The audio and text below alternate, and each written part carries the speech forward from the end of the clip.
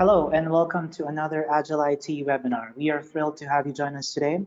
Our CEO, Conrad Agramont, will be taking the lead, discussing the evolving IT landscapes and the challenges organizations face in managing their server infrastructures. Whether you're a hands-on technician or a strategist eager to expand your knowledge, today's webinar is packed with insights designed to help you navigate your challenges. If you have any questions, kindly drop them in the chat box. We'll do our best to address all of them towards the end. So without further ado, Conrad, passing the mic over to you. All right. Hey, everybody. Thanks for joining this webinar. I'm always excited to talk to everybody out here one way or another. This has been something that we've talked about in other pieces and other webinars. We kind of rolled it together and just another perspective in terms of guiding as you're trying to reduce, move, migrate, modernize, whatever it might be. You got a bunch of servers, there's stuff we want to go through it. So this is the summary pretty much.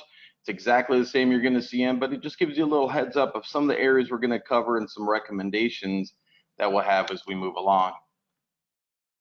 Now, one of the reasons why I suspect that you're here, and feel free in the Q&A to ask any questions. And by the way, something a little bit different. If there's any topic that we're going through today that you feel, man, that would be a great webinar to go deeper, let us know in the chat or questions. That'd be great. So many times when people are going here, you have hardware. I mean, that's the basics of this is that you have servers out there. And some of the challenges that we see with customers is, we need to do something with these servers. It could be, a lot of it, as you can see here, is around cost. And those costs are sneaky, and I'm going to talk a little bit more about them as well. And you're probably in a place where you're already using a lot of Microsoft 365.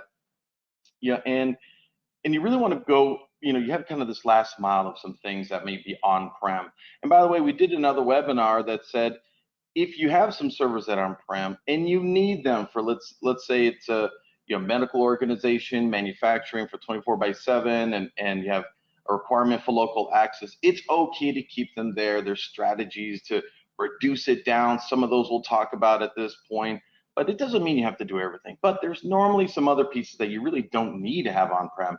So what are the ways to get there? What should we be concerned about? And by the way, one of the things, a really sneaky part, something that many people overlook around their on-prem, not just their infrastructure and licensing.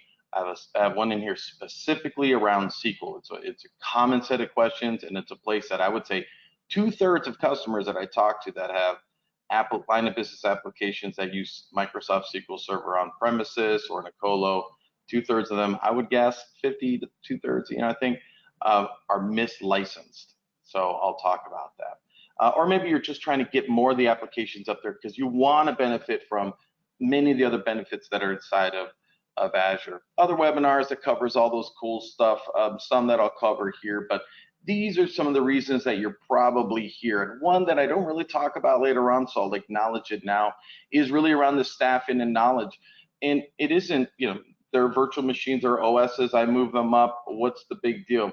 Really, there's such a proliferation of services and servers going into the cloud that, those that are, been around for a long time, that are different parts of their career, that really understand the rack and stack boxes, the virtual machines, the SAN deployments, fiber channels, the right way to do the networking environment.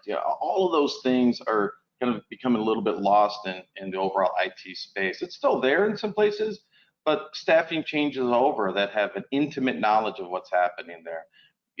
There's just more knowledge that's happening inside of the cloud space. Anyhow, these are some of the core reasons that we see many times for customers, and probably why you're here at this particular session.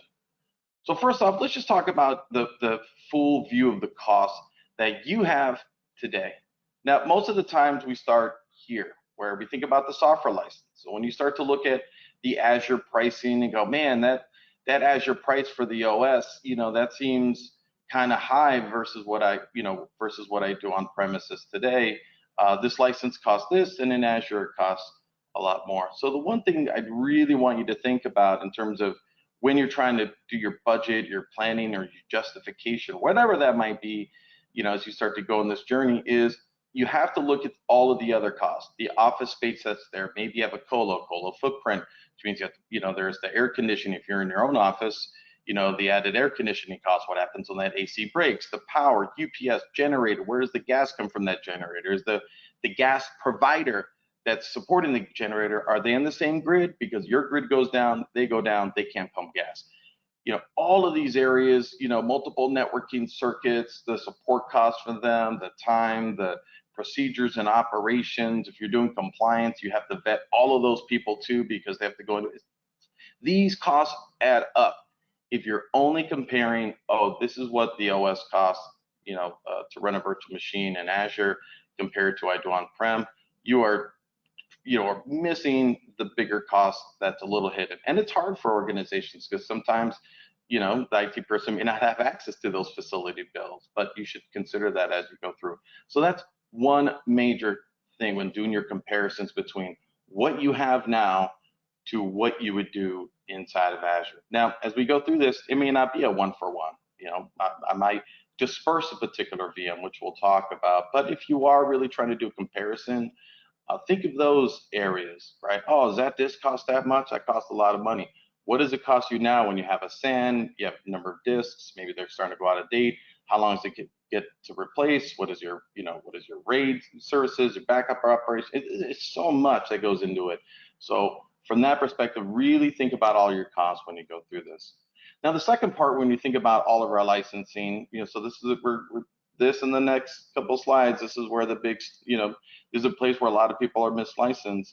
The first part is you pay for the server OS. There's ways to do it with data center. You can buy cores. You can buy those through different places. Agile IT, we do licensing for this ourselves through a subscription model that Microsoft allows us to do it. So you could get it from us, and now you've done your data center, your VMs. But people that use those servers need a client access license. This is Microsoft's way of saying you have the server, but people who access it, that's a cost. They're always paired together. All right, unless it's some VM that nobody logs into, it's a background processor, and only the admin gets into it, then that's different. But most cases we're talking about here, line of business applications, file servers, those kinds of things, they need a Windows CAL. One Windows CAL for your user can access any of those Windows Server OSs in your environment. So it's not, so it's one CAL for the user and all the servers. SQL CAL, on the other hand, is the place that's the big tricky part. The person that's using SQL also has to have a license, and I'll talk about that a little bit more here. So let's take this example, and this example is going to extend to what we do in Azure as well. So in this example, we have a happy user, logs in, local AD, Azure AD, username and password. Doesn't matter how they actually log into the app. Oh, when they log into this application, we use their username and password. Do we need a CAL? Sure, you betcha, because it's running a Windows Server. So that person needs a CAL, right? So so they have to have a CAL, and then the application itself. Let's say it's IIS, web-based application, and it's using a connection string stored in an encrypted way, I would hope, or integrated off. They're like, we have this one account that the app pool runs under, and that's what connects to the SQL database. And so from that perspective, we only have one license that we use. So in this case, the user here with the Windows CAL, and here with the connection string, the database, we have one SQL user. Again, could have been an app pool, with integrated auth, could be connected, it doesn't matter. And in your database, you might only have one SQL user in there. Completely valid, good architecture, which is fine, but it is bad from a licensing.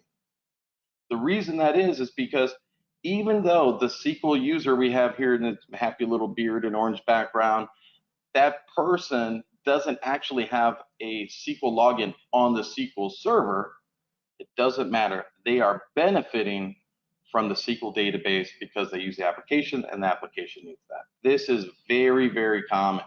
What they should have is those users, even though they can't log into SQL, we're not going to create an account in there.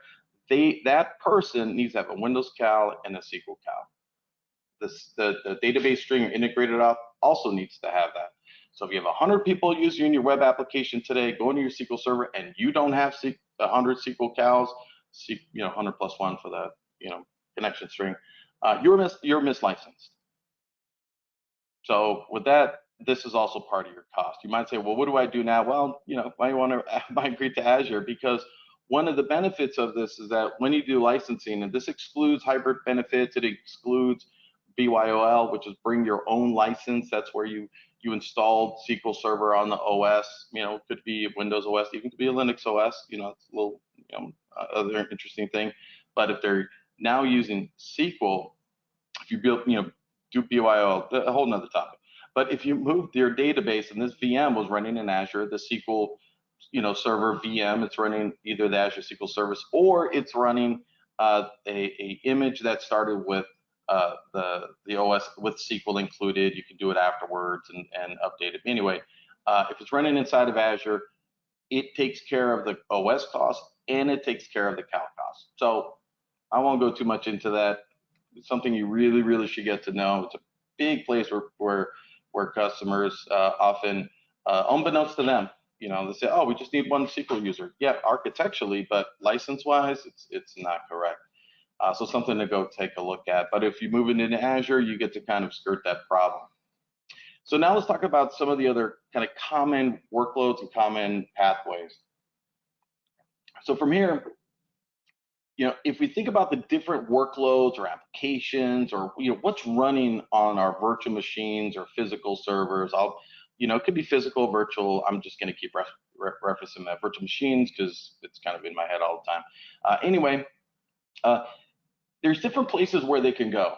Now we talk about new deployments because sometimes, like local Active Directory is a great example where if we want to put a domain controller and we want to put it into Azure and we want it to be a part of our overall networking strategy because we're not really ready to move them off, but we want to have one up there for various reasons. You don't really want to migrate an existing domain control. Local Active Directory is a multi-master, so you always want to do a fresh deployment.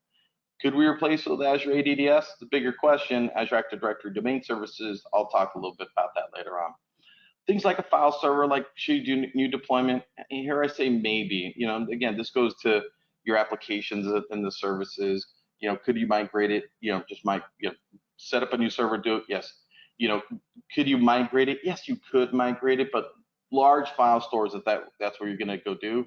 Normally has attachments to its disks and disk performance. So the best way there is, you know, either move it to, you know, replace it with SharePoint, Teams. If that's not there, then maybe that's the right thing to do a new deployment, configure it, and then replicate it over. Lots of different ways to do that. I'm not going to cover all of these pieces, but this just gives you kind of a guiding light of areas that, you know, when we think about migrate, and this goes for email, you know, files, workloads, it's really copying it. You know, there's different strategies which we'll talk about on how you can actually migrate it. But there's other times when a new deployment will work. Sometimes, let's say a commercial off-the-shelf application won't migrate very well. It might be because of the way they do their licensing costs. You know, every time you do a new OS, they're going to charge you a bit, and you know, I'd say haggle with them a little bit. But that's kind of, you know, kind of frequent that happens. Things like Windows print servers. Yes, you could put it up there. You know, it's gonna be very busy in terms of its communication. Maybe you're just doing that in the short time frame.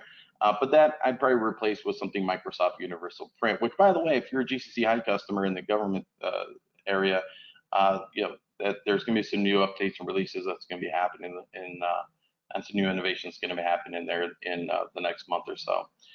Anyhow, these are things just kind of, you know, guiding lights of what you can do there. So let's talk about decommissioning. Many times, you know, your starting point may be different. Many people will have something like this where they're Microsoft 365. We have an Azure environment, government or commercial, doesn't matter, and we have these servers that are on premises. We have another webinar where we are much deeper on this, but it kind of fits into the overall sphere here. And what we're really trying to do is transition these applications inside of Azure. Now, sometimes what you'll start off with is some of the core services. I need to deploy my Azure SQL service because maybe that's where the application. I started with this line of business inventory application, and instead of doing it as and you can see we have it in both places, but instead of doing it as just a virtual machine, we decided to modernize that. What does that mean? Well, I'll talk about that in a little bit. And you start to, you know, most of the times when you have an application, it works with some data. You know, if that data is on-prem, coming off of a machine, different strategy. If it's like an ERP solution, you know, the data and the application kind of want to be together. Start small, start with something you can hold on to. and don't be afraid to modernize those as you move along. So here, you can have a VPN gateway that connects your sites. You're doing good things with the identity in the Azure Active Directory, and I still have local Active Directory that's hanging around on-prem, and I can actually decide to put that virtual machine with Azure Active Directory in the cloud if I want. In this case, I'm not really showing that, but you can actually, again, put that multi-master. Azure Active Directory domain services is different. Essentially, you can filter or have all of them. It is a replica that comes from Azure Active Directory. So the little daisy chain here is your local Active Directory. So if we were to, kind of look at the, this area here where local Active Directory will sync with Azure Active Directory. Now I'm gonna keep using those words at the moment, although they've renamed it to Entra ID, but I think we'll all follow along with this. So it will replicate with Azure Active Directory.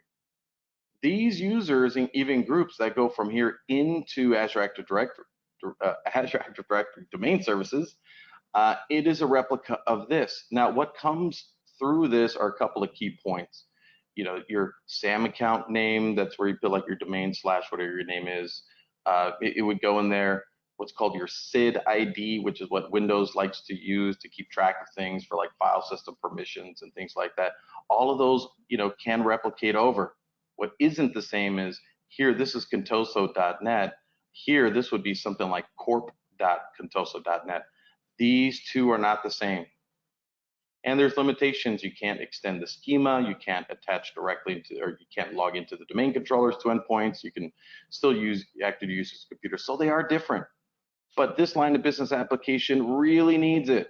So we can connect it to this. Now we're using a service. So later on, if I get rid of this local Active Directory, these two are still connected. Now, depending on the application here, there may be some other updates. If it just we need login, if it uses the SID, if it uses your email, if it uses the, those kinds of things, it'll be fine. But if it used anything like the specific domain, then you have to make some more updates. Anyhow, this would be a strategy you could use to further disconnect local Active Directory, use more cloud services. All right.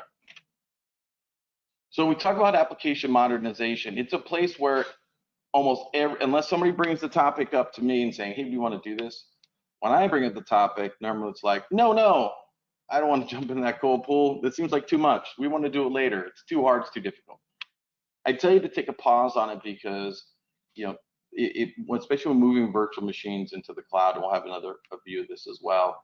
There's still a lot of work that goes with it. You still have to patch those boxes. There's things to update it like Azure Automation account, which will help with doing updates and those are, you still have to manage it. You still have to monitor it. And then if that server goes down, you have to redeploy it. Maybe it's from backup, maybe a new deployment strategy. How do I do backup staging? You're actually doing all the work, but you're making it much, much harder. So moving into the more modern applications, specifically for the ones at first that you've built or somebody has built for you. If your developers don't understand this type of thing, it's a place where we can help out. I'll tell you, this makes a world of difference. One quick note that most people have issues with in this is that, well, hey, our database, we have one SQL server today, and we do some permissions across, with cross-database queries. There's a new feature in preview right now that's been going on that allows for cross-database queries. You do have to update your SQL commands to go do it, but it now supports it, which kind of removes that issue. Anyhow, moving to this type of architecture specifically, or especially since you already have the code and you do deployment, moving to this is, maybe modest changes you'd have to make. The benefits are great, especially from an operations, deployment, management, backup thing. So, I wouldn't put it off as you're looking to do the migration. You might think, well, let's just migrate it. You're just bringing on a lot of baggage to it. So something to really consider as as we go along. All right. So now let's think a little bit about our migration or what we're going to do. First off, I'll talk about it's kind of more of a hybrid management, something that's called Arc. So within Azure Arc, it's a way of basically it's this lightweight agent that gets deployed on the server OSs themselves, whether it works for Linux, it works for Windows, and what it does is it gives a line of sight of those servers that you have on-prem into the cloud. Now, why are we talking about this? Again, you might leave it there, but it also allows you to start capturing information about it. So as you're starting to think about your move that you want to make, then you can make it. And you're not accessing those resources anymore. You have a better plan of what's going to happen. So understanding maybe the vulnerabilities of what you have today on-prem, the security gaps that I could fulfill today. If you're going to migrate tomorrow, don't worry about it. If you're going to migrate in a week or a month or later, you should absolutely do this. It's going to help you, again, get used to using the management tools they have inside of Azure. You're going to start to see the gaps that might create maybe a little more urgency to migrate, or at least kind of resolve those gaps of Azure today. So it's kind of part of the overall strategy and what you're going to do to migrate. Again, because as you're thinking about what servers or services you want to collapse, migrate, modernize, understanding where you are will help kind of motivate those decisions of where you need to go, in the short and long term. So Azure Migrate is a service inside of Azure. It's one key component to everything that you're going to go do.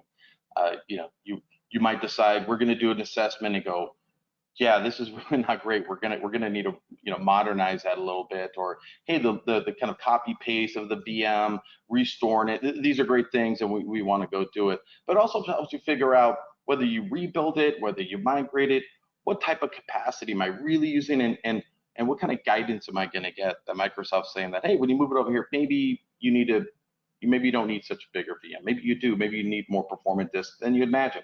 So it's a great place to start. These are engagements we do with our customers. So let's take a look at some other examples of these migrations. Some that we've talked about already. Hey, you have a web application, Windows, Linux.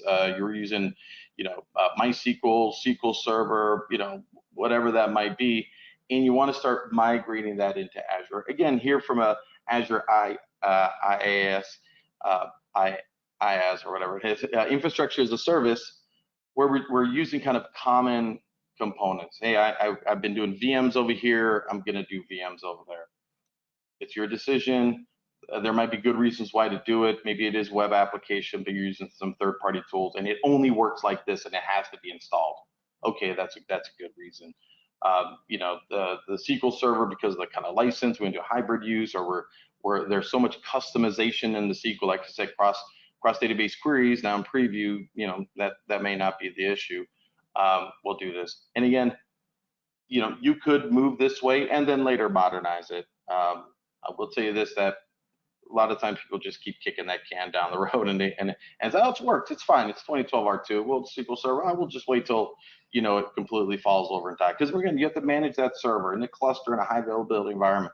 You might have, there's a lot of great integrations between VMware to kind of extend out the applications that you have on-prem today in there. Some customers want to get off of it, some love using it. You can, again, use the tools to migrate yourself over there and even still use some of the licensing benefits you have with VMware along with Azure. I'm not a specialist in that, but it's one way to look at it.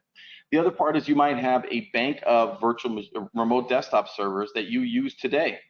If you have Citrix today and VMware, you can leverage those same things inside of Azure to essentially leverage the licensing and capabilities and some of those other providers' rich feature sets, but you basically want to run it in Azure. Totally supportable migration tool to give you some guidance to go do that.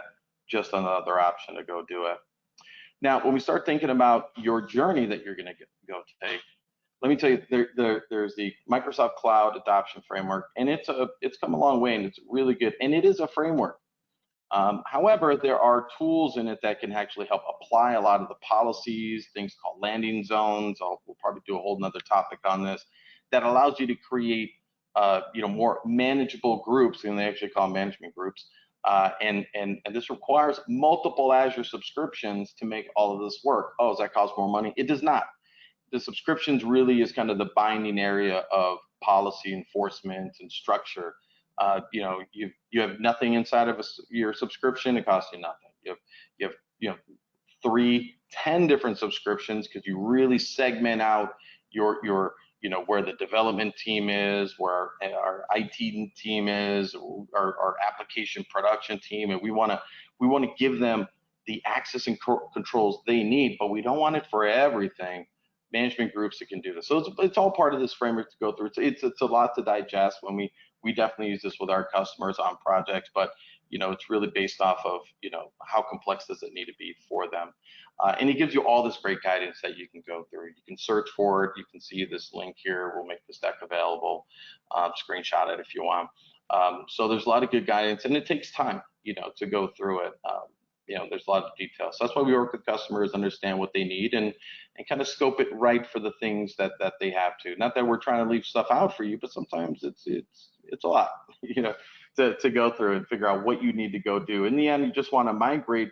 But if you just migrate virtual machines, put in app services, you might be really missing out on the right way to secure it, meet your compliance, the right level of disk, networking, availability, multiple, regional deployments.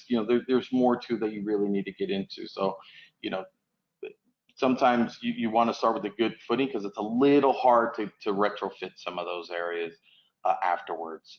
Specifically things like the subscriptions, the ARM templates. Some things don't migrate between subscriptions very well in ARM templates. Which one are they? There's a list of them. So then how do you find all those? So these are things that you kind of want to at least a very good start, and then you can really build on it as you move along.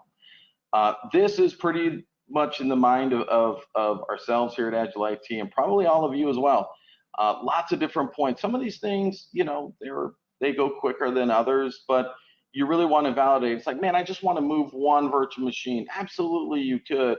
But what happens if it's done poorly? People can't connect to it. It goes down.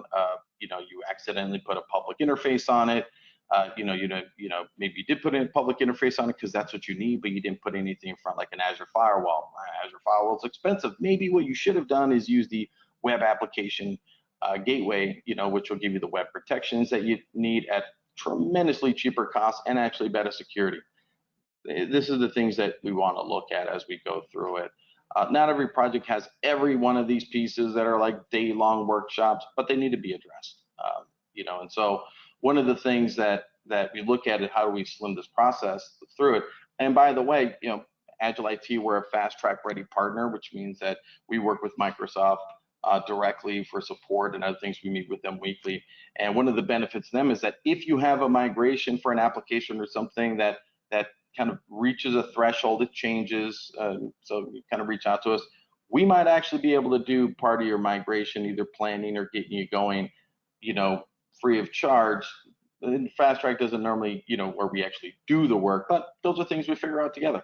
But it's a benefit that you absolutely should use. You're not sure, reach out to us and we'll let you know. So just a few things on the Azure Migrate kind of part of it. And the assessment that it goes through, it's pretty impressive. Allows you to it will deploy an agent. That's the way it kind of works. And then it starts to assess it. And you want to give it time for it to start to assess it. You may want to do all of your stuff on-prem, another cloud environment, whatever that may be. And it'll start to give you some readiness. Are there some areas that need to be addressed? And again, take this with a grain of salt, if you will, because you might say, oh my God, that cost is like this. Sometimes, especially when you're going for an application, like let's say a line of business application that you wrote, or somebody wrote for you and deployed you, there's a couple things to think about. One is, they just had the code running on a box in an environment that they had. People connect to it, internally, all is good. And sometimes those applications weren't created with performance constraints or performance tuning that it could have. It's like, I'll just read that database every time I get a refresh on a page. It seems to work fine. It's probably a place where it's a little slow, but it doesn't use caching strategies where you can do, like a Redis cache server inside of Azure. Oh, that costs a little bit more money. Not really, because now it's not as busy, right? It's gonna be a little faster. Maybe your application's a mobile device application that calls into a web service. And and right now you might just be going through that a little bit. Maybe if you cached it a little bit better, maybe the application's slow. Maybe I should take this application and distribute it across multiple sites within Azure, multiple regions, and use a more kind of globally cached data service for the things it's trying to do. Most application developers, what do they need when they need a database? SQL Server. You don't need that same strategy going forward for some of them. Maybe you do, maybe you don't. Just depends. Anyhow, this is a great place where you can start to get those costs, so you can get a kind of view of what that's going to look like. And here's just another approach. You do an assessment. You have your virtual machines here. This is something Smart Hotel Web 1. There's a whole hands-on lab on this. Nice. It'll take you a long time to run it, but it's a good one. But here in this case, it's like, hey, we did an assessment of our on-premise environment. Where is it going to go to? Well, we did an assessment, kind of give us an idea of the cost, the VMs we'd want to go build. Maybe we're going to rebuild them out. Maybe we automated that and still do DevOps, whatever. But now we're going to go ahead and migrate the databases. We're going to migrate those VMs, and this is going to be our new entry point for our users. And so, again, it's assessing what you have. Again, we talk about apps here. If it's the other workloads, we kind of discussed that. So again, once you have that and you kind of look at your migrations, you get to see in here how they're moving, how they're replicating. And again, it is copy, it is replica, because one of the things it's going to do is it's going to say, in this example for Azure Migrate is, hey, let's get that virtual machine that we have. We did an assessment. Now let's start replicating. The other server's still there. And when the time is right, when you've scheduled it out, and you can even test the migration to make sure, like, hey, is it working? Is it on? You normally want to get your business users to go, is everything in there working kind of the way you want? The routes are good, cool. Now we're going to update our DNS pointers internally to go to the new Migrate deployment. What do we do with the old one? Turn it off. It's most of the world's pain and desire and love is around DNS. You reroute it.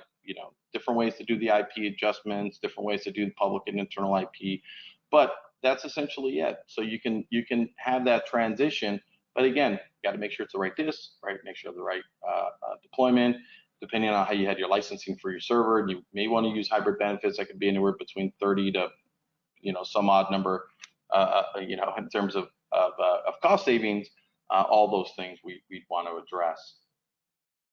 And there is a database assessment. In the end, when you look at SQL Server, it hosts databases. It's the database that matters. It's not the server, it's the database. So some databases and applications, let's go right to Azure SQL, but it doesn't have to. You can have a virtual machine in Azure, built from the ground up, using something that's in the marketplace that they have that already has SQL in it. Makes it easy, includes the OS cost, includes the SQL cost, includes the no need for the SQL Calc cost. So you can still do that, or you can move it to Azure SQL Service. You can do it back and forth. So lots of great ways that you can go do that. And again, it's a replica. Place where you want to do it is test, do an assessment of the migration, migrate the web application, migrate the database. It's out of sync. Who cares? You test it out, run it, see where you have to make changes. You see how long it took to replicate it. You can keep the replica, and then schedule out your deployment and cut over. So a lot of great tools here. Now here, I know it's busy, a little bit harder to read. You'll get access to this. You can see on the screen, screenshot it. And again, it's just another thing to look at of hey, when we have this line of business application, and I talk a lot about that because I really feel that the other servers, whether it's a file server, it's pretty straightforward. Migrate it to Microsoft 365 and or move it to Azure, services. Either it doesn't really make a lot of sense. Maybe for small exceptions of why you'd want to just completely lift that file server and put it in Azure. A couple of reasons why I would think that anybody would do that. One, my current hardware is about to just die. Okay, and I need it as is, copy paste up there, and I'll sort it out. The other strategy is because there's a lot of data on there I need as an archive, and I don't really need any of the compliance and security features, which is sometimes hard to believe, but sometimes large media files, and I just need to get it up there. You could copy paste it that way. There's another thing in Azure File called Azure File Sync, and it will replicate that data into the cloud, and then you can push that into another VM if you wanted to in the cloud. It's a nice way to kind of slowly get all that data out without having to have the whole file server done yet, because it has it. And the other part is that and the other route is you can use Azure File Services in the cloud endpoint, but keep in mind that the connection point is using the SMB 2.0 protocol, which means even though it looks like you can get to the web, you can't, and that's because all of your home and all of your office ISP providers prevent that specific protocol going over the internet. It's one of the biggest holes out there, so it won't work. So you still have to be able to VPN into Azure to make those things work. Anyhow, so those are things that kind of reasons why you would kind of quickly move it up there. Other places, really, it is about the line of business application that we need to go do. Okay. Moving along here. So just a couple last bits, to kind of cover. So the pricing calculator that Microsoft has, a couple of things that are really to know. When you first go to the pricing calculator, you'll see up at the top right it says sign in. Don't use that one.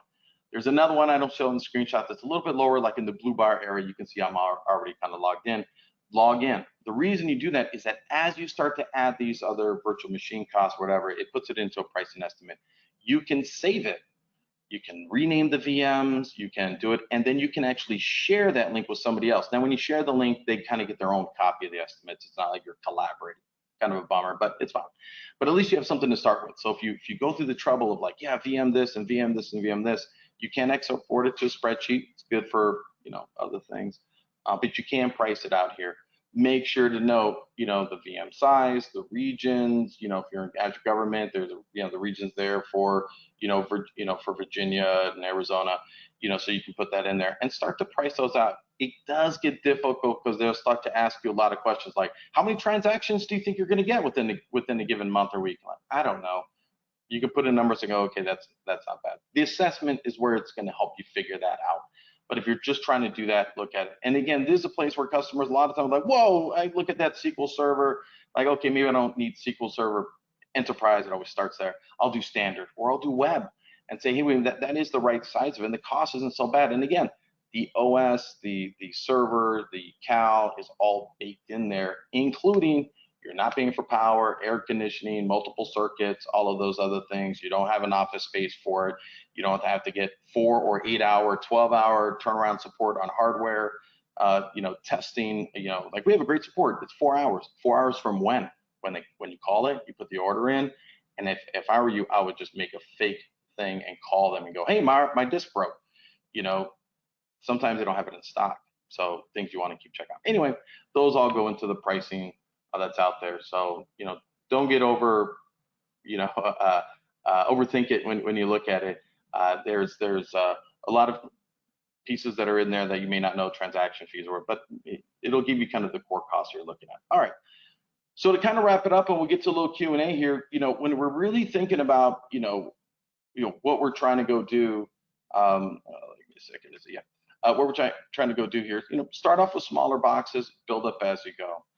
There's different places that we want to, maybe modernize what we want. Not your migration as a whole shouldn't be, unless you only have one thing, shouldn't be, we're going to do it all this way.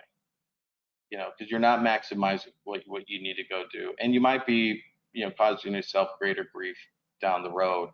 Sometimes the cheap solution costs you more money. And what I mean by that is, doing it quickly and kicking that can down the road might be more expensive down the road because, you haven't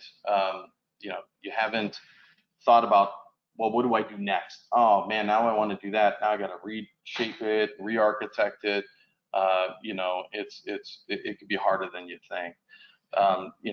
And think about the applications that you have. Create the buckets of categories that you want, you want them to that you want to do in your migration, and ask for help. I mean, that's why we're here at Agile IT, and we'd love to help you out. So hopefully from this, you kind of get an idea of that if we're gonna move our boxes, what really needs to be moved or rebuilt? If we're what should we really think about cost justification?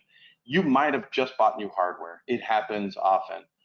But the benefits to moving the cloud is good. What do I do with the old hardware? This isn't it depends. Sell it. I don't know what to say there. But if you're towards the end of the life, if you have to now redo the SAN, redo good storage, redo those things, it's probably not worth it. And start to leverage the cloud and then be open to all the new things. So with that, hopefully that kind of give you a good idea of where to start off with. Always feel free to reach out to Agile IT if you kind of want to get an idea of scoping something. And you never know, it might be something that we can partner on together and use some of the Microsoft programs to help you either plan it out. And sometimes, depending on the the size and complexity of applications, sometimes we get some good Microsoft funding to assist in that world. So reach out to us and let us know what you think. So with that, I want to thank you for your time. We're going to go ahead and see if we have any questions that we need to answer, and from there we may open it up to see if you want to just ask something.